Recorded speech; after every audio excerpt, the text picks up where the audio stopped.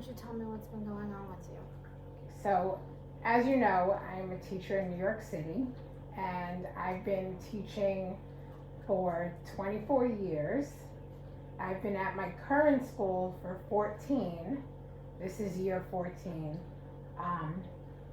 Prior to that, I was a math coach in Manhattan, and I came upon this school because I was a math coach with my now principal, who was a math coach back then. When I was a math coach, there was a coworker of mine now that was also a math coach. So for the past 19 years, I've had a relationship with her, and she's currently at my school. When she arrived at my school, she taught kindergarten, so I had a very friendly relationship with her. I still do. However, my principal moved her up to 5th grade this year to teach science and social studies. I teach math for 5th grade, and then we have a third teacher that teaches ELA, and she teaches ELA, which is reading and writing. So this year is difficult because this coworker, I can be friendly with her, but she's very difficult to work with.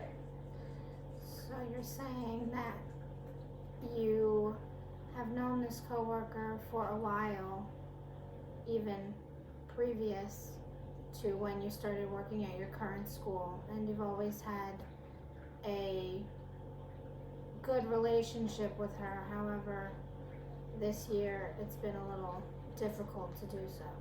Yes, that's exactly what I'm saying. So she taught kindergarten previously, and as I said, we had a very friendly relationship. We were always the first two teachers in the building, and we would talk about our weekends, we would talk about our families, and our relationship was, and still is in that sense, very good. She is very rough around the edges, so she appears like to be very aggressive in the way she tries to get her point across to people. So we all have a class. So my homeroom is 501, her homeroom is 502, and the other teacher's homeroom is 503. And we all, of course, all the 5th grade students are my students because I teach them all at some point during the day math, but she just wants to take charge of everything and act like she's the boss and tell some of us what we have to do. So you're saying that you have a good relationship with your coworker when it comes to discussing personal matters, but when it comes to her teaching style, you differ in that respect. Yes. So for example, I work in a very low income area. So yes, a lot of my students do struggle, and part of that is because many of their parents are unable to help them for various reasons. So either lack of education or language barriers, and they can't help their children. So their children look to us for the majority of their learning, homework help, and helping them be successful. So she came to the room one day and was complaining, oh, these kids don't know how to multiply, they don't know their facts, they don't know this, they don't know that. Instead of coming in and saying, you know, what can we do to help them as a team, she just goes off and takes it upon herself to teach math when she's supposed to only teach science and social studies. You feel annoyed. Yes, because I'm welcome to the help, but let's have a discussion about it. Let's see what we could do. Let her come to me and say, okay, well, what's the curriculum? How can I help you? Not make it seem like I don't know what I'm doing and the kids don't know what they're doing. You feel unheard. Yes, yes. And the way she's coming across is not beneficial to anybody. When it was only 2 classes on 5th grade, the ELA and social studies teacher and there's another teacher in there as well who I get along with very well. She is the other 5th grade class is an ICT class, which means it's a lot of general education students mixed in with students that are considered special education, but they could be in a mainstream class. So that class has 2 teachers, and the special ed teacher follows that class everywhere they go. So when they come to math, she comes. Now when they go to science and social studies, she goes with them as well.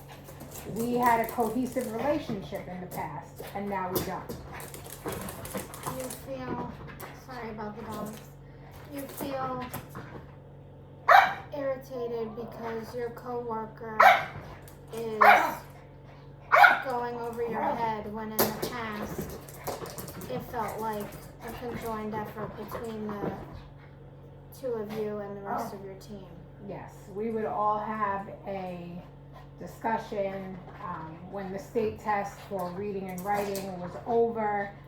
My coworker would pitch in and give them extra math because she didn't have to be so rigid with the reading and writing instruction, and that was fine because she's been teaching 5th grade since she came to the school and she knows the curriculum, whereas this teacher was teaching kindergarten and is now up on 5th grade to teach social studies and science and doesn't know the 5th grade math curriculum.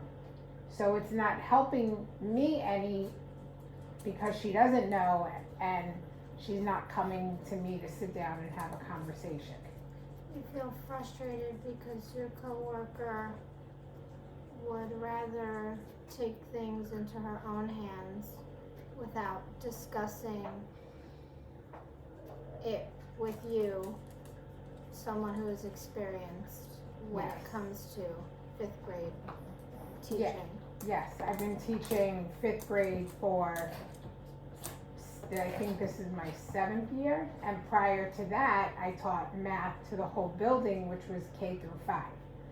And now I've had my own 5th grade class for years. I know the curriculum, I know the misconceptions that the students will have, and I work to meet the students' needs. When kids hear, oh, they can't, and you're saying it in front of the kids, then I feel like that's giving them the mindset that no, they can't.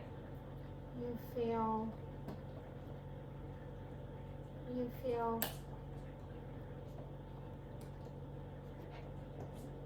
trying to put it into words. You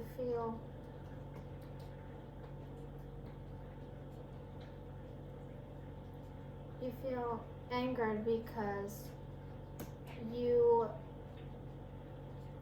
want the kids to feel uplifted, but this teacher is making it hard for you to do so.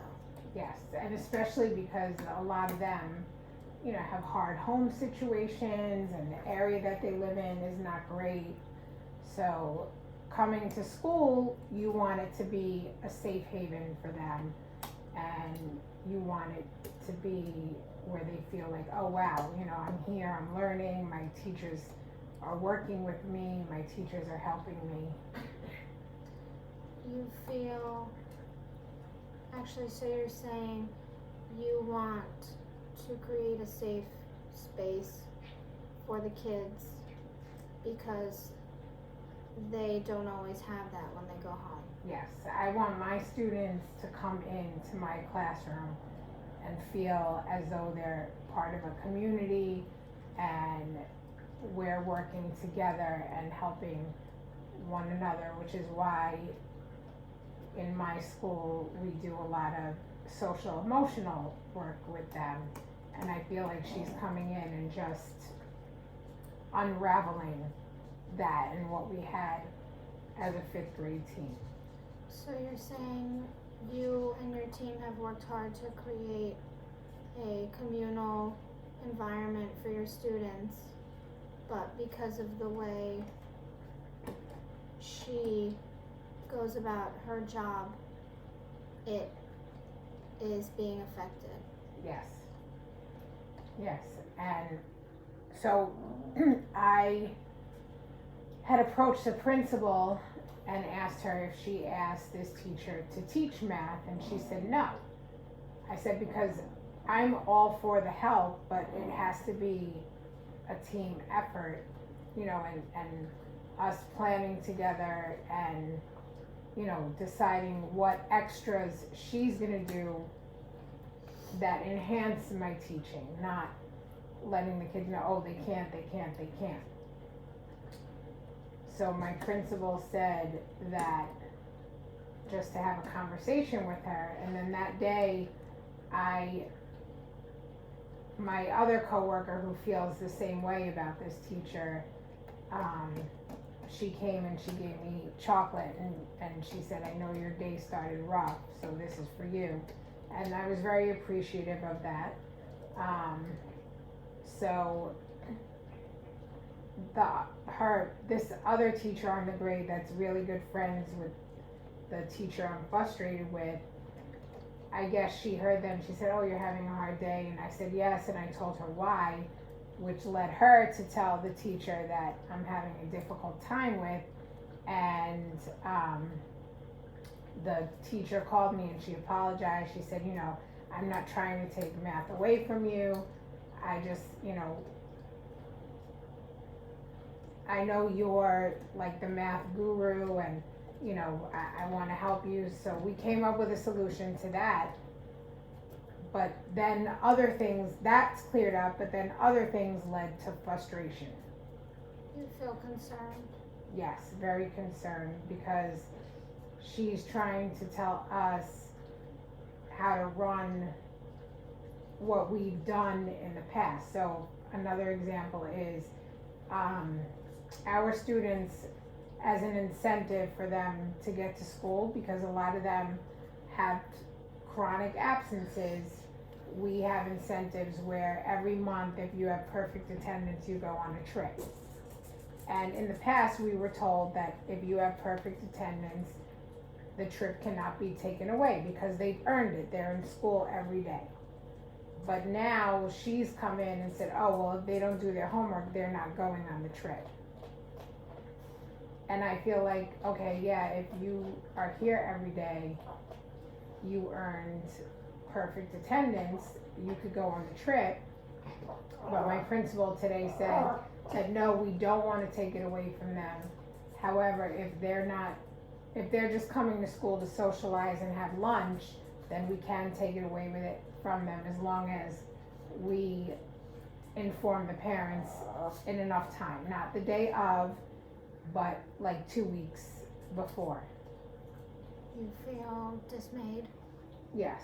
So I have one girl who, she's at school every day. She had chronic absences last year in 4th grade, but is very inconsistent with her homework. So I had to take the trip away from her.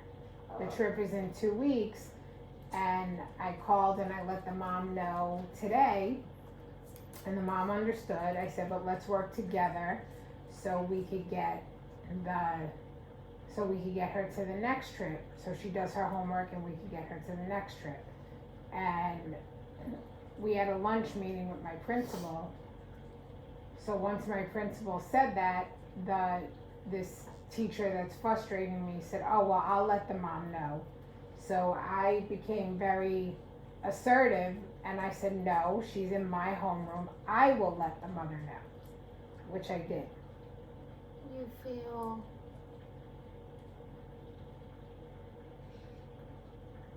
feel agitated because you you feel agitated because your coworker wanted to take matters into her own hands when it was an issue concerning why your student can't go on the trip. Yes, that's correct. So I took care of it. I let the mom know. The mom understood. Hopefully we can work together to get her daughter to do homework. I had a conversation with the daughter after lunch, my student, and I asked her why she doesn't do her homework or what happens when she goes home. And she said, I start my homework when I'm in the after school program, but I work on reading and writing, and then by the time I get home, by the time we finish that, I don't have enough time to do math. So I said, well, what happens when you go home? Who's there? She said, my brother. I said, can't you ask him to help you? And she said, I did the other day, but he had to go get something. And I said, so what other measures do you have in place? And she said, well, I could call you or I could text you. I said, right. So I give my students my phone number, so if they do need help, then they're able to get in contact with me during the evening. You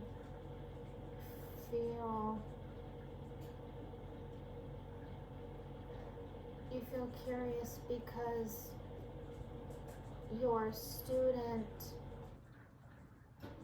has issues completing her homework on time and wanted to know why, so you can help her resolve that issue. Yes, I was very curious to find out what happens when she leaves after school and goes home and why she's very inconsistent with her homework. So you're saying, actually, you feel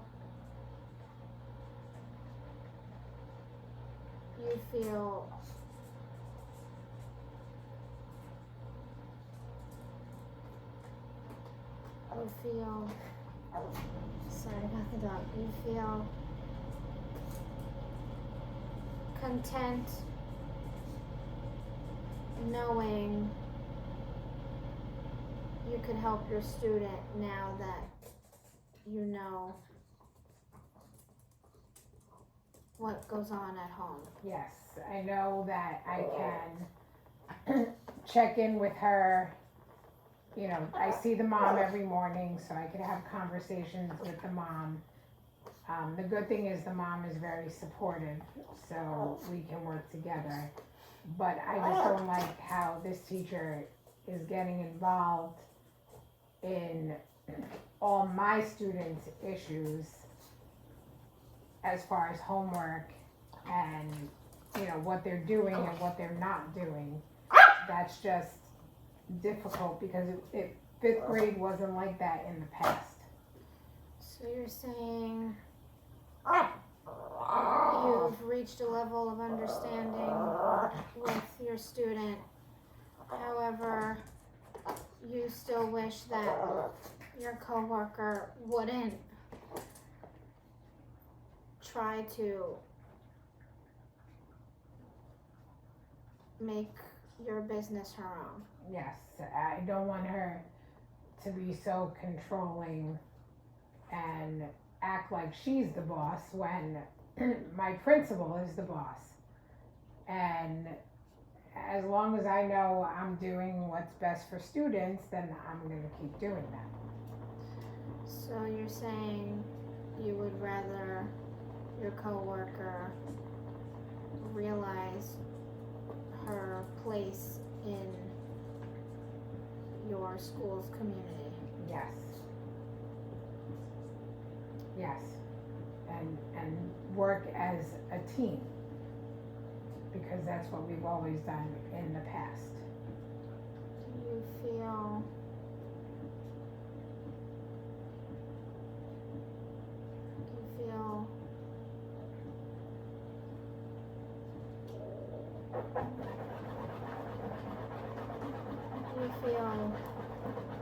certain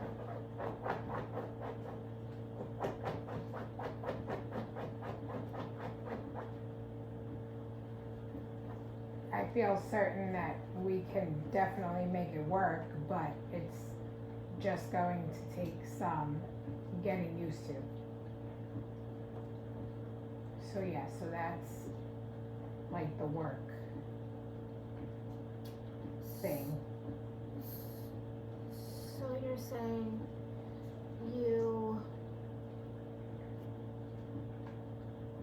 know that you can resolve your issues, it just may take some time. Yes. Yes. And we'll definitely get through it and resolve the issues and continue to do what's best for kids. You feel hopeful. Yes, I feel very hopeful. So, and on a happy note, I'm looking forward to Thanksgiving and decorating for the holidays with my children, because I think Christmas is so beautiful. And I love decorating and taking out the tree and making the house all pretty. So you're saying you are looking forward to the holidays and spending time with your family. Yes. Yes, I think that makes me very happy to see them happy and watch them decorate the tree and, you know, make everything nice.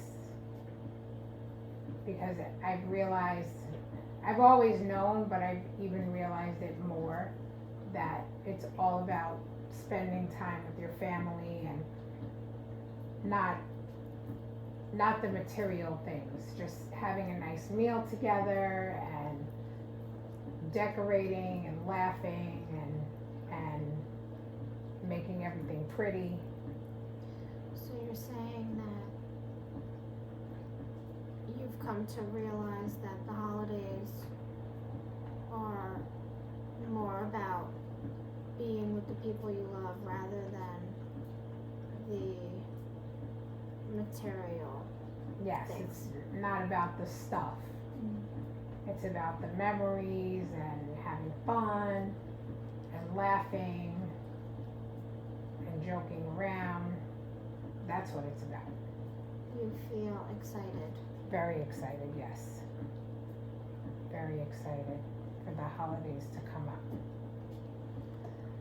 Tell me a little more about what's been going on in your life. I think.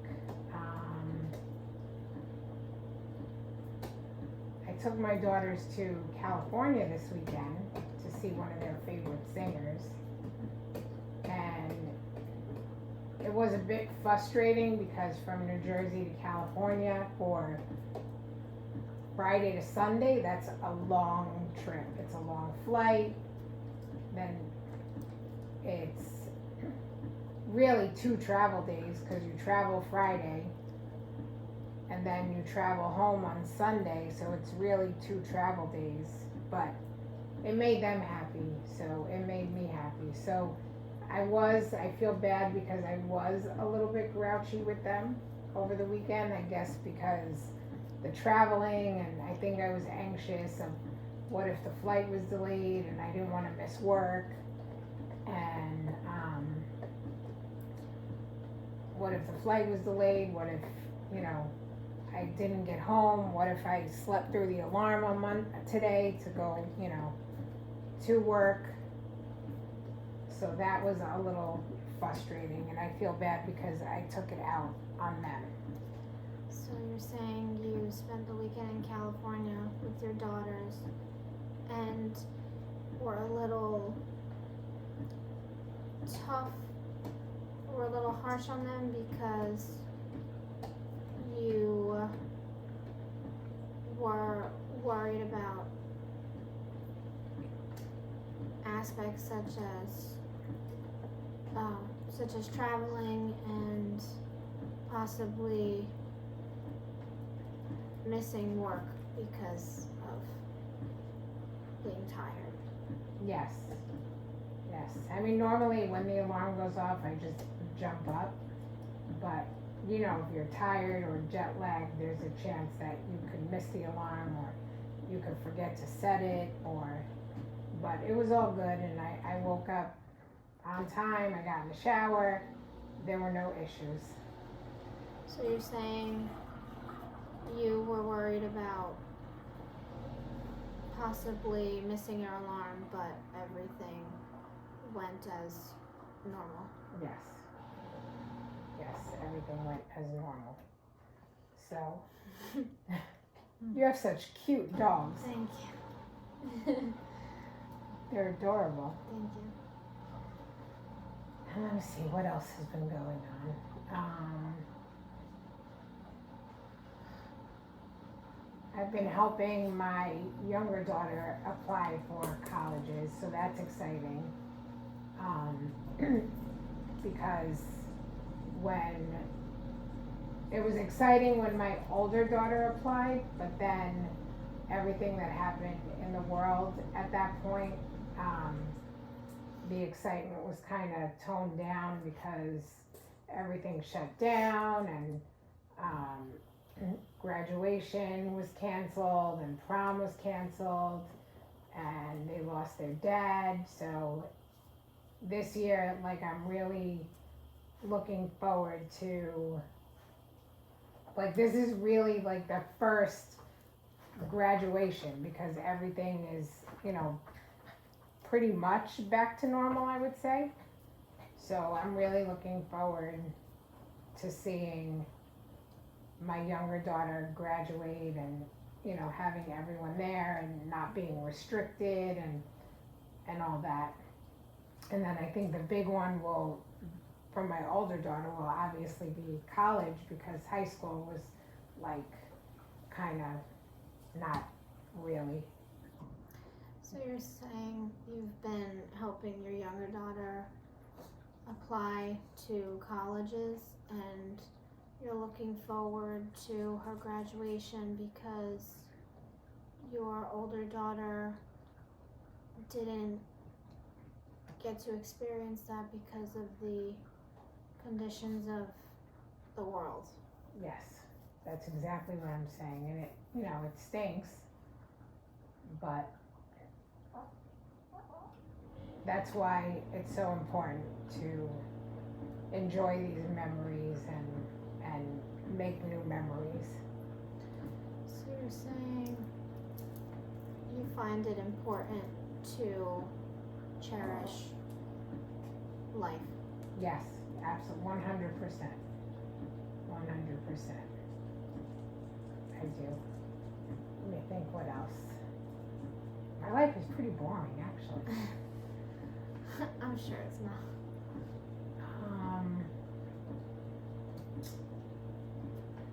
One thing that makes me happy because I love to read is I get to work so early for parking that I've been reading a lot of books. I've been getting into reading again, and I've really taken the time to read and practice more self-care. So that has eased a lot of my frustration because I'm taking time for me and not trying still to worry about the people that matter to me, but making sure I always do something for myself on a daily basis. So that's either reading, and then at night I'll watch a show, which usually I fall asleep, but I watch a show and I read in the morning. So you're saying you have been easing your frustration by participating in self-care acts such as reading a book every morning and watching a show at night. Yes, and my daughters always make fun of me because they could watch a show that has long seasons or long episodes in like a month, and me, that same show that they watch in a month will take me a year. I think it was either Parks and Rec or Big Bang Theory, and there's a lot of seasons, and I think it took me maybe 6 to 8 months to watch each of them, and they finished it in like 2 months tops, probably maximum. So I'm an old lady when it comes to the TV. Usually watches me at night. So you're saying your daughters poke fun at you because a show that takes you months to watch will take them way less than that. Yes, because I'm an old lady. You're not that old. What were you gonna say? You keep going. I was just thinking about me turning on the TV and maybe watching. Well, I watch on my iPad, but turning on my iPad and like it being like 10 minutes into a show and I'm done. And then you know how on like Netflix it'll say, "Are you still there?" And I wake up and it's still playing, and like I ended like mid episode 2 and now it's all of a sudden on episode 6, and I'm like, I didn't watch any of this. So yeah, so I gotta get better at staying awake, but I was always like that. Movies, I don't know, there's just something about it that relaxes me and I go to sleep. And it could be any time of day. It could be like 1 o'clock in the afternoon and I put on a show and relax and I'm ready to take a nap. You feel relaxed.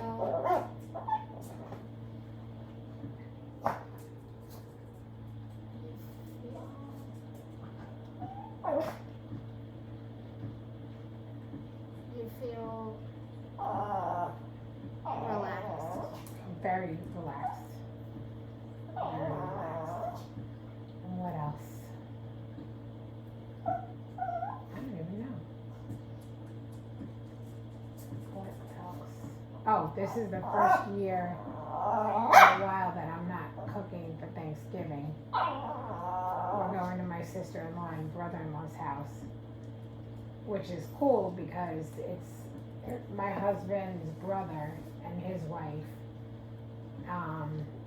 And we would hang out with them, but I feel like since my husband passed, we've actually gotten a lot closer with them and we spend a lot more time with them, which is nice. And I wish we would have done that like before. Like my husband spoke to his brother all the time, but I guess life got in the way and we really didn't hang out that much.